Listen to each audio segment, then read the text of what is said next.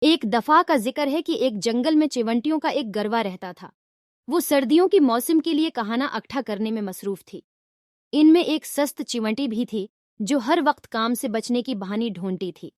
ایک دن جب محنتی چیونٹیاں محنت کر رہی تھیں، سست چیونٹی نے کہا، اتنی محنت کیوں؟ ہماری پاس کھانے کی بہتات ہے، چلو آرام کریں اور زندگی کا مزہ لیں۔ دوسری چیونٹیوں نے اسی نظر انداز کیا اور کام جاری رکھا۔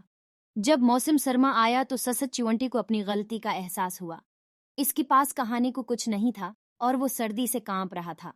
وہ محنتی چیونٹیوں کے پاس گیا اور کہانا مانگا، تاہم انہوں نے اس کی مدد کرنے سے انکار کر دیا کیونکہ اس نے محنت نہیں کی تھی اور وقت ضائع کیا تھا۔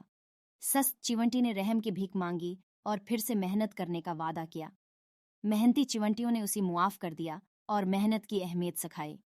سست چیونٹی نے اپنا سبق سیکھا اور تب سے سخت محنت کی۔ انہوں نے محسوس کیا کہ کامیابی صرف محنت اور لگن سے ملتی ہے۔ کھانے کا اخلاق یہ ہے، سخت محنت کامیابی کی کلید ہے۔